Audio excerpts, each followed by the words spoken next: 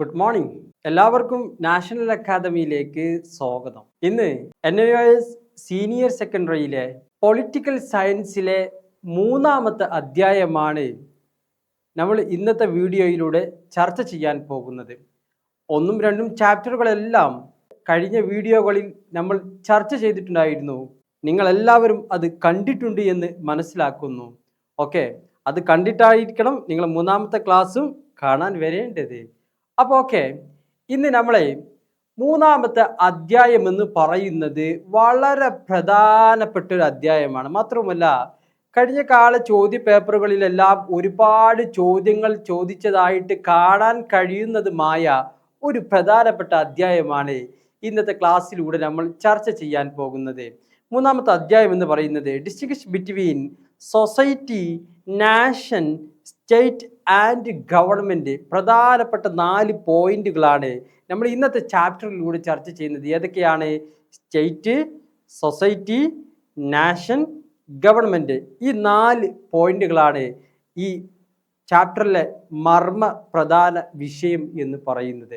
ഈ ചാപ്റ്ററിൽ ഇതിനെക്കുറിച്ചുള്ള ഒരു ചർച്ചയാണ് നടക്കുന്നത്. എന്താണ് രാഷ്ട്രം എന്ന് പറയുന്നത്? എന്താണ് സമൂഹം എന്ന് പറയുന്നത്? എന്താണ് രാജ്യം എന്ന് പറയുന്നത്? എന്താണ് ഗവൺമെൻറ്? ഇതിനെ പിന്നീട് ഒരു ഡിഫറൻസ് നടത്തുകയാണ്, ഒരു താരതമ്യ പഠനം നടത്തുകയാണ്. ഗവൺമെൻറ്റും രാജ്യവും തമ്മിലുള്ള വ്യത്യാസം എന്താണ്? സമൂഹവും അതുപോലെ തന്നെ രാഷ്ട്രവും തമ്മിലുള്ള വ്യത്യാസം എന്താണ്? രാഷ്ട്രവും ഗവൺമെൻറ്റും തമ്മിലുള്ള വ്യത്യാസം എന്താണ്? സമൂഹവും ഗവൺമെൻറ്റും തമ്മിലുള്ള വ്യത്യാസം എന്താണ്?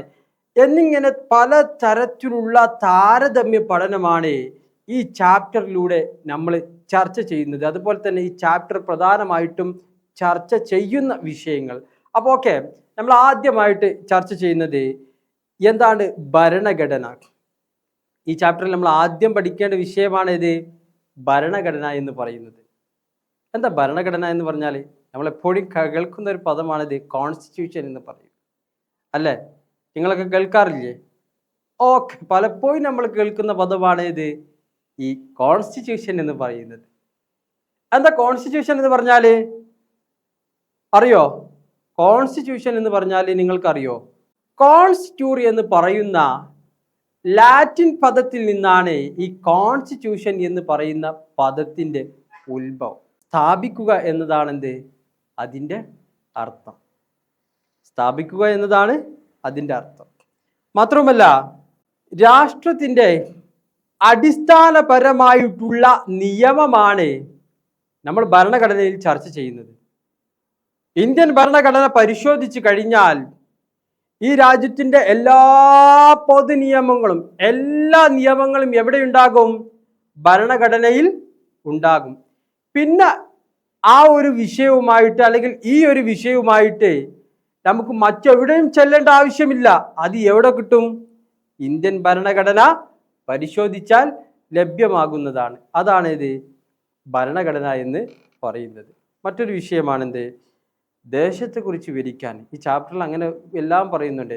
ദേശത്തെക്കുറിച്ച് ഡിഫൈൻ നാഷൻ, ദേശത്തെക്കുറിച്ച് പഠിക്കാനുള്ള ഒരു വിഷയമുണ്ട്. അതുപോലെ തന്നെ എന്താണ് അസോസിയേഷൻ, സംഘടന എന്നത് കൊണ്ട് അർത്ഥമാക്കുന്നത് എന്താണ്? അത് ഈ ചാപ്റ്ററിൽ പഠിക്കേണ്ട ഒരു പ്രധാനപ്പെട്ട മറ്റൊരു വിഷയമാണ്. അതുപോലെ തന്നെ എന്താണ് രാഷ്ട്രം എന്ന് പറഞ്ഞാൽ? What is state? എന്താണ് രാഷ്ട്രം എന്ന് പറഞ്ഞാൽ? രാഷ്ട്രം എന്ന് പറയുന്ന പദം നമ്മൾ പലപ്പോഴായി കേൾക്കുന്ന ഒരു പദമാണിത്. രാഷ്ട്രം എന്ന് പറയുന്ന പദം എന്താണ്? രാഷ്ട്രം ഒരു നിശ്ചിത അതിർത്തിയിൽ രാഷ്ട്രീയമായി സംഘടിച്ച ഒരു കൂട്ടം ജനങ്ങളുള്ള പ്രദേശത്തെ, ഒരു കൂട്ടം ജനങ്ങളുള്ള പ്രദേശം, ആ പ്രദേശത്തെ നമുക്ക് രാഷ്ട്രം എന്ന് വിളിക്കാൻ കഴിയും. ഓക്കെ, അതുപോലെ തന്നെ ഈ ചാപ്റ്ററിൽ ചർച്ച ചെയ്യുന്ന മറ്റൊരു വിഷയമാണിത് സമൂഹം എന്ന് പറയുന്നത്. സമൂഹം എന്ന് പറയുന്നത് സൊസൈറ്റി. എന്താണ് സമൂഹം? നമ്മളെപ്പോഴും കേൾക്കുന്നത്, ചർച്ച ചെയ്യേണ്ട ആവശ്യമൊന്നുമില്ല, എല്ലാവർക്കും അറിയുന്ന ഒരു വിഷയമാണിത് സമൂഹം എന്ന് പറയുന്നത്. മറ്റൊന്നാണിത് പൗരത്വം എന്ന് പറയുന്ന വിഷയം. ഇനി നമ്മൾ നേരത്തെ പറഞ്ഞിട്ടുണ്ടായിരുന്നത് ഈ ചാപ്റ്ററിൽ ഒരുപാട് താരതമ്യ പഠനങ്ങൾ നടക്കുന്നുണ്ട്. പരീക്ഷയ്ക്ക് കാണാൻ കഴിയുന്നതായിട്ടുള്ള ചോദ്യങ്ങളും കൂടിയാണ് ഇത്.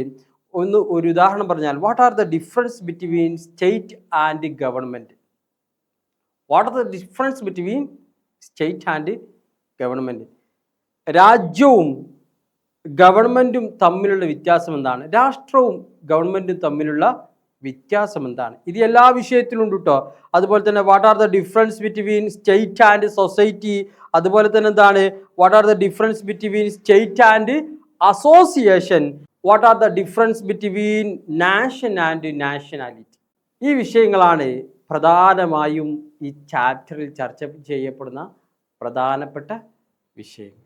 ഇനി ചാപ്റ്ററിലെ പ്രധാനപ്പെട്ട ഒന്ന് രണ്ട് ചോദ്യങ്ങൾ നമുക്ക് ചർച്ച ചെയ്യാം. ഒന്നാമതായി നമ്മൾ ചർച്ച ചെയ്യാൻ പോകുന്നത് എന്താണ് പൗരത്വം എന്ന് പറയുന്നത്? What is the citizenship? നമ്മൾ കേൾക്കുന്നൊരു വേർഡാണ് ഇത്, എപ്പോഴും കേട്ട് പരിചയമുള്ള ഒരു പദം കൂടിയാണ് ഇത്, പൗരത്വം എന്ന് പറയും അല്ലേ? എന്താണ് പൗരത്വം എന്ന് പറഞ്ഞാൽ? പൗരത്വം എന്ന് പറഞ്ഞാൽ ഒരു വ്യക്തിയുടെ നിയതമായ പദവിയെയാണ് എന്ത് പറയുന്നത്? പദവിയാണ് ഇത് പൗരത്വം എന്ന് പറയുന്നത്. ഒരു രാഷ്ട്രത്തിലെ പൗരത്വം വഴി ആ വ്യക്തിക്ക് ചില പ്രാഥമികമായ അവകാശങ്ങളും ആനുകൂല്യങ്ങളും ലഭിക്കും. ഒരു വ്യക്തി ഒരു രാജ്യത്തിന്റെ പൗരത്വം എടുക്കലോട് കൂടി ആ വ്യക്തിക്ക് ആ രാജ്യത്തിന്റെ ആനുകൂല്യങ്ങളും ആ രാജ്യത്തിന്റെ അവകാശങ്ങളും ലഭ്യമാവുകയാണ്. അത് എങ്ങനെ കിട്ടുകയുള്ളൂ?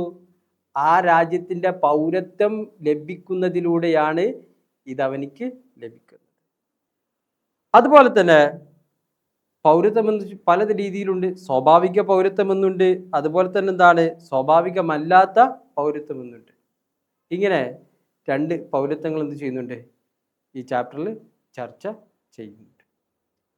അപ്പോൾ ഓക്കെ, ഇതാണ് ചർച്ച ചെയ്യുന്ന ഒന്നാമത്തെ ചോദ്യം. മറ്റൊരു ചോദ്യമാണ് what are the difference between state and government? രാഷ്ട്രവും ഗവൺമെൻറ്റും തമ്മിലുള്ള വ്യത്യാസം എന്താണ്? എന്താണ് രാഷ്ട്രവും ഗവൺമെൻറ്റും തമ്മിലുള്ള വ്യത്യാസം? ഒന്ന്, ജനസമൂഹം, പ്രദേശം, ഭരണകൂടം, പരമാധികാരം എന്നിവയാണ് രാഷ്ട്രത്തിൻ്റെ ഘടകങ്ങൾ. എന്നാൽ ഒരു രാഷ്ട്രത്തിൻ്റെ അംഗത്വം എന്താണ്? അത് ലഭിക്കൽ നിർബന്ധവുമാണ്. എന്നാൽ ഭരണകൂടങ്ങളിലെ പങ്കാളിത്തം അത് ഭാഗ്യം കൊണ്ട് മാത്രം ലഭിക്കുന്നതാണ്. ഈ വർഷം ഒരു വിഭാഗം കൂട്ടർക്കാണെങ്കിൽ അടുത്ത എന്താണ് ടൈമിൽ എന്തായിരിക്കും മറ്റൊരു കൂട്ടർക്കായിരിക്കും അത് ലഭിക്കുക. മൂന്നാമതായി, രാഷ്ട്രം അത് ശാശ്വതമാണ്. പക്ഷെ ഭരണകൂടം എന്തല്ല? ശാശ്വതമല്ല.